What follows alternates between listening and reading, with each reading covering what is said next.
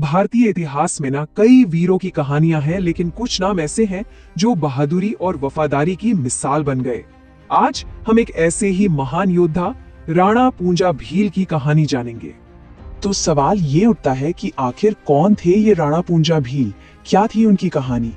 वो सिर्फ एक योद्धा नहीं थे, वो बहादुरी और वफादारी का कह सकते हैं एक जीता जागता प्रतीक थे। एक ऐसे शूरवीर जिन्होंने अपनी धरती, अपनी मातृभूमि के लिए सब कुछ न्योछावर कर दिया। तो चलिए उनकी कहानी को ना बिल्कुल शुरू से समझते हैं। देखते हैं कि कैसे एक नौजवान लड़का एक महान नेता के रूप में उभरा। देखिए, राणा पूंजा का ताल्लुक था भील समुदाय से। ये एक ऐसा आदिवासी समुदाय था जो अपने साहस, अपने स्वाभिमान और अपनी संगठनात्मक शक्ति के लिए दूर दूर तक मशहूर था। और यही सारे गुण, यही सारी खासियतें पूंजा के किरदार की बुनियाद बनी। उनका जन्म हुआ था 16वीं सदी में राजस्थान के मेरपुर गांव में। लेकिन कहानी में जो सबसे बड़ा मोड़ आया वो आया उनकी छोटी सी उम्र में। जब वो सिर्फ 14 साल के थे तब उनके पिता का देहांत हो गया और इतनी कम उम्र में ही उन्हें पूरे मेरपुर इलाके का मुखिया बना दिया गया। जरा सोचिए, सिर्फ 14 साल की उम्र में कंधों पर इतनी बड़ी जिम्मेदारी।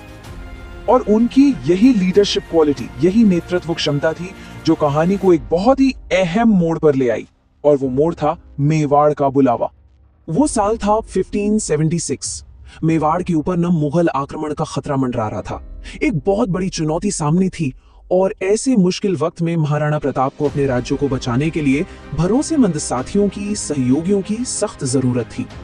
और तब महाराणा प्रताप ने मदद के लिए रुख किया पूंजा भील का। पूंजा ने एक पल भी नहीं सोचा और फौरन अपनी और मेवाड़ के सभी भीलों की तरफ से वफादारी का वचन दे दिया। और इस बात पर पता है क्या हुआ? महाराणा प्रताप ने उन्हें एक राजा और प्रजा की तरह नहीं बल्कि अपना भाई मानकर गले से लगा लिया। ये वाकई एक ऐतिहासिक पल था। और फिर वो वक्त आया जब इस गठबंधन, इस भाईचारे की सबसे बड़ी परीक्षा होनी थी। और वो हुई इतिहास के एक सबसे बड़े और प्रसिद्ध युद्ध में, हल्दी घाटी के महासंग्राम में।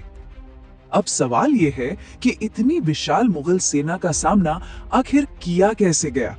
जवाब था गुरिल्ला युद्ध। देखिए, उन्होंने अपने इलाके की जानकारी का पूरा फायदा उठाया। वो अचानक हमला करते और फिर पहाड़ियों में गायब हो जाते। दुश्मन की रसद यानी सप्लाई लाइंस को काट देते थे और सबसे बड़ी बात, वो आमने सामने की बड़ी लड़ाई से बचते थे। ये एक बहुत ही स्मार्ट रणनीति थी। और इस रणनीति का नतीजा क्या निकला?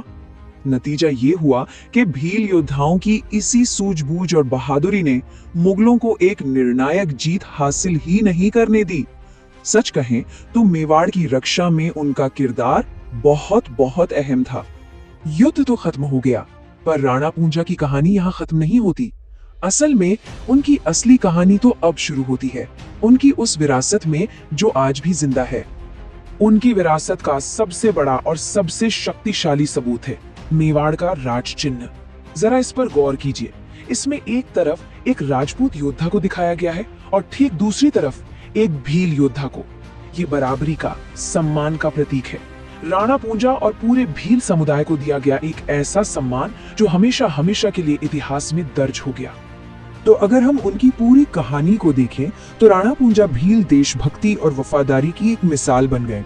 उन्होंने न सिर्फ पूरे भील समुदाय का मान सम्मान बढ़ाया, बल्कि ये भी साबित कर दिया कि अगर नेतृत्व सच्चा हो और इरादे नेक हो तो किसी भी चुनौती को पार किया जा सकता है। उनकी हिम्मत और संगठन बनाने की कला आज भी हम सबके लिए एक बहुत बड़ी प्रेरणा है और इसी वजह से वो भारतीय इतिहास के पन्नों में हमेशा के लिए अमर हो गए। पर उनकी कहानी हमें एक बहुत जरूरी सवाल पर सोचने पर मजबूर कर देती है कि इतिहास के पन्नों में ऐसे और कितने नायक हैं जिन्हें वो सम्मान नहीं मिला जिसके वो हकदार थे।